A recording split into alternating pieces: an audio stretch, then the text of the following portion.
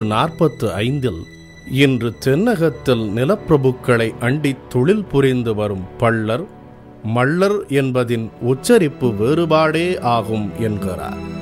இவர்கள் மட்டுமல்லாது தேம்பாவணி எழுதிய வீரமாமுனிவர், கோவை பேரூர் தலபுராணம் எழுதிய கச்சியப்ப முனிவர், வரலாற்று அறிஞர்கள் டாக்டர் KR அனுமந்தன், மொழி ஞாயிறு தேவநேய பாவனர் உட்பட தமிழாய்ந்த அறிஞர்கள் பலரும் இன்றைய பள்ளர்களே தமிழ் முடியுடை வேந்தர்களான சேர, சோழ, பாண்டிய மள்ளர்களின் வழி வந்தவர்கள் என்று தீர்க்கமாகவும் ஆணித்தரமாகவும் குறிப்பிட்டுள்ளனர். பேரூர் புராணத்திலே கச்சியப்ப முனிவர் குறிப்பிடுகின்றார். பள்ளுப்படலம் என்று ஒரு படலம். பள்ளர்கள் என்பது ஆதிகாலத்திலே மல்லர்களாக இருந்திருக்கிறார்கள் என்பதை உறுதியாக அறுதியிட்டு கூறுகின்றார். சில பாடல்களிலே மல்லர்கள்தான் பள்ளர்கள் என்றும் பள்ளர்கள்தான் உழவு தொழில் செய்தார்கள் என்பதையும் குறிப்பிட்டு பல இடங்களிலே சொல்லுகின்றார். அந்த நிலையிலேதான் பெருமானும் அந்த இனத்தாரோடு சேர்ந்து தானும் மல்லராக இருந்து நாற்று நட்டார் என்பதை குறிப்பிடுகின்றார். இவர்கள் மட்டுமல்ல, தமிழர்களின் அறிவாசான், இவ்வுலகில் ஒப்பாரும் மிக்காரும் இல்லாத திருவள்ளுவரும் உழவர்களான மள்ளர்களை பற்றி தனது அதிகாரத்தில் உழுதுண்டு வாழ்வாரே வாழ்வார், மற்றெல்லாம் தொழுதுண்டு பின் செல்பவர் என்று மள்ளர்களையே இந்நாட்டின் தலைக்குடி மக்களாகவும் உயர்குடி மக்களாகவும் தெளிவுபடுத்துகிறார். இந்த உழவுதான் வாழ்க்கைக்கு அடிப்படையானது, வாழ்க்கைக்கு இன்றியமையாதது என்பதை திருவள்ளுவர் மிக தெளிவாக சுட்டிக்காட்டுகிறார். சுழன்றும் ஏற்பின்னது உலகம், உழந்தும் உழவே தலை, அதனால் உழந்தும் உழவே தலை என்று சொல்கிறார். இந்த உலகத்திலே எந்த தொழிலை செய்தாலும் அவன் என்ன ஒரு அரசனாக இருந்தாலும், ஆண்டியாக இருந்தாலும், ஒரு அமைச்சனாக இருந்தாலும், அல்லது வேறு ஏவலனாக இருந்தாலும், ஒரு பாவலனாக இருந்தாலும், வேறு எப்படி இருந்த எந்த நிலையில இருந்தாலும் அவன் உழவனைத்தான் நாடி வர வேண்டும். அது இளங்கோவடிகள் சிலப்பதிகாரத்தில் சொல்லுகிற பொழுது, இறப்போர் சுற்றமும் புறப்போர் குற்றமும் உழவடை விளைப்போர். இறப்போர் சுற்றம் என்றால் கையேந்தி நிற்பவர்கள், அவர்களுடைய கூட்டம். புறப்போர் குற்றம், புறப்போர் என்றால் அரசர்கள், புறப்போர் குற்றம் என்றால் அரசு. ஆனால் அரசுக்கும் உழவன் தான் அந்த அரசையும் வாழ வைக்க வேண்டியிருக்கிறது. இப்படிப்பட்ட மள்ளர்கள் பள்ளர்கள் ஆக்கப்பட்டது ஏன்? நாடாண்ட மள்ளர்கள் பள்ளர்களாக வீழ்ந்தது எப்போது? வரலாறு தொடரும். பண்டைய தமிழர்கள் தாங்கள் வாழ்ந்த நிலத்தை குறிஞ்சி, முல்லை, மருதம், நெய்தல் என அதன் தன்மைக்கேற்ப 4 வகையாக பிரித்துள்ளனர். இந்நான்வகை நிலங்களிலும் முறையே குறிஞ்சியில் குறவரும், முல்லையில் இடையரும், மருதத்தில் மள்ளரும், நெய்தலில் பரதரும் தலைமக்களாக வாழ்ந்து வந்துள்ளனர். இதனையே தொல்காப்பியம் மாயோன்மேய காடுரை உலகமும், சேயோன்மேய மைவரை உலகமும், வேந்தன்மேய தீம்புனல் உலகமும், வருணன்மேய பெருமணல் உலகமும் என்று குறிப்பிடுகிறது. இன்றும் குறிஞ்சி நில குறவர்கள் வேட்டையாடுவதையும், முல்லை நில இடையர்கள் ஆனிரை வளர்ப்பதையும், மருத நில மள்ளர்கள் உழவையும், நெய்தல் நில பரதர்கள் மீன் பிடிப்பதையும் தங்கள் முதன்மை தொழில்களாக செய்து வருகின்றனர்.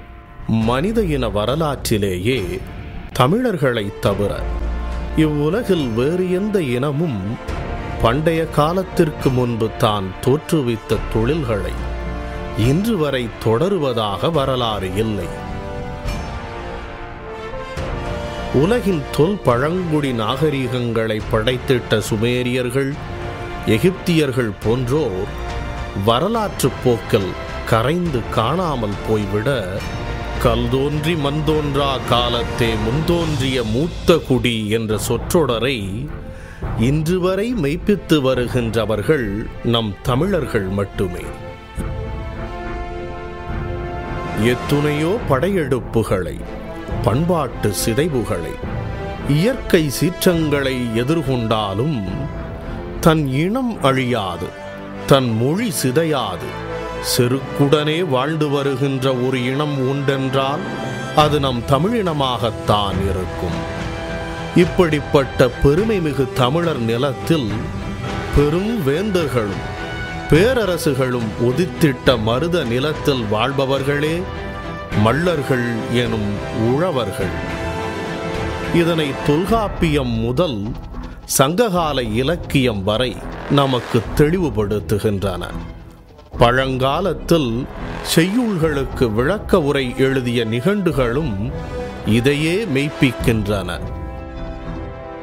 வயலும் வயல் சார்ந்த நிலமுமான மருத நிலத்தில் வாழ்ந்த மல்லர்களே கரும்பும் செந்நெல்லும் தென்னையும் வாழையும் விளைவித்ததாக சங்ககால இலக்கியமான பட்டினப்பாலை குறிப்பிடுகிறது. உழத்தல் என்பதின் பொருள் இடைவிடாது முயலும் பெரும் மெய்முயற்சி. பயிர்த்தொழிலுக்கு இப்படிப்பட்ட இடைவிடாத உழைப்பு தேவைப்பட்டதால் அத்தொழிலுக்கே உழவு என்று பெயர் வந்ததாக பண்டை தமிழர் தொழில்கள் என்ற நூலின் பக்கம் 47 அதன் ஆசிரியர் குறிப்பிட்டுள்ளார்.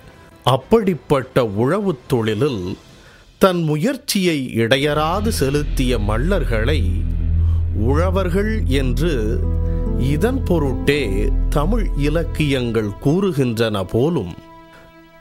இப்படிப்பட்ட உழவர்களின் மருதநில மல்லர்களின் தலைவனே வேந்தன் என்பதை தொல்காப்பியர் வேந்தன்மேய தீம்புனல் உலகம் என்பதாக சுட்டிக்காட்டுகிறார்.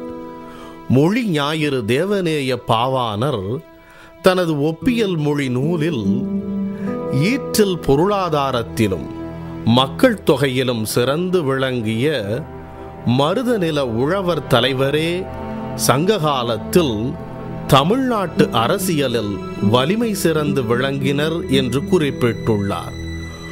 உழவு தொழிலால் நெல் முதலிய பொருட்களை விளைவிக்கும் மல்லர்கள் நாட்டின் உயிர்நாடியாக கருதப்பட்டதை உண்டி கொடுத்தோர் உயிர் கொடுத்தோரே என்ற புறநானூற்று பாடல் நமக்கு உணர்த்துகிறது. இப்படி தமிழ் சமூகத்தின் மையமான மருதநில மல்லர்களே முதலில் குடும்பம் என்ற அமைப்பை தோற்றுவித்ததால் குடும்பர்கள் என்றும், பின் நாட்களில் ஊர், நாடு, நகரத்தை அமைத்து குடும்பம் நடத்தியதாகவும் பல்வேறு இலக்கிய கல்வெட்டு ஆதாரங்களும் நமக்கு உணர்த்துகின்றன. இக்குடும்பர்களின் குடும்ப முறையே பின்னால் அரசு என்ற நிறுவனத்தை தோற்றுவித்து பேரரசுகள் உருவாக காரணமாக இருந்துள்ளது. மருத நிலத்தில் இப்படி குடும்ப, அரசு, பேரரசு உருவாக காரணமான குடும்பர்களின் தலைவனே வேந்தன் எனும் இந்திரன். இந்த குடும்ப முறை என்பது குறிப்பாக பாண்டிய நாட்டில் அடிப்படை குமுக அரசியல் கட்டுமானமாக இருந்திருக்கிறது. குறிப்பாக நாட்டுப்புற பொருளியல் எடுத்துக்கொண்டால், நாட்டுப்புற வாழ்வில் எடுத்துக்கொண்டால், இப்போ அந்த ஊரை பல குடும்பங்களாக பிரிந்து குடும்பக்கு குடும்பக்காக தேர்ந்தெடுக்கக்கூடிய தேர்தல்கள்லாம் முறைப்படி குடவோலை முறை நடத்தப்பட்டிருக்கின்றன. இந்த குடும்ப முறையில் பெருமாக இந்த குடும்ப முறையில் பெரும்பான்மை தலைவரானவர் மல்லர்களாக இருந்திருக்கிறார்கள். ஏன்னால் அவர்கள் மருத நிலத்து மக்களாக இருந்ததுனால மல்லர்கள் அந்த குடும்ப முறை அந்த பொறுப்பு அவர்களுக்கு தரப்பட்டிருக்கிறது. அந்த குடும்ப என்ற அதிகாரத்துக்கு பதவிக்கு துணை நிற்க வேண்டிய சில கிளை அடுத்த நிலை பதவி நிலைகள் எடுத்துக்கொண்டால் அதை இப்போ காலாடி என்று சொல்வார்கள். அவன் அந்த குடும்பனுக்கு துணையாக இருந்தவர்கள். அது சில குடும்பங்கள் இருந்திருக்கலாம், அந்த இருந்திருக்கின்றன. அதற்கடுத்து இந்த காலாடிகள் பங்கு போர் தொழிலுக்கு இப்போ காலாட்படை என்ற பெயரில் வந்திருக்கலாம் என்று பொதுவாக கருதப்படுகிறது. அதே படைத்தொழில் செய்யக்கூடிய மக்களாகவும் இருக்கிறார்கள். அது மிலிஷியான்னு சொல்லக்கூடிய மக்கள் படையாக இருந்திருக்கிறார்கள். அது குடும்ப நிறுவனம் தலைவனாகவும் அவன் கீழ்ந்த அடுத்த நிலை பதவிகளாக இருந்திருக்கிறது. இது ஒரு ஆட்சியமைப்பாக அரசியல் கட்டுக்கோப்பாக இருந்திருக்கிறது.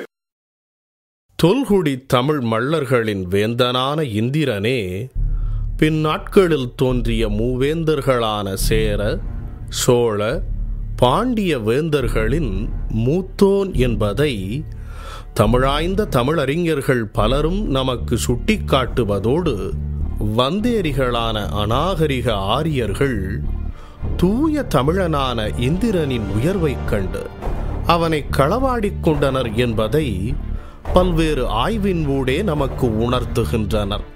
ஒப்பற்ற தமிழ் வள்ளுவர்களின் அறிவை களவாடியே ஆரியர்கள் தங்களால் செயற்கையாக உருவாக்கப்பட்ட சமஸ்கிருத மொழியில் வேதங்களை படைத்திட்டதாக அறிஞர் குணா தனது வள்ளுவத்தின் வீழ்ச்சி என்ற ஆய்வு நூலில் சுட்டிக்காட்டுகிறார்.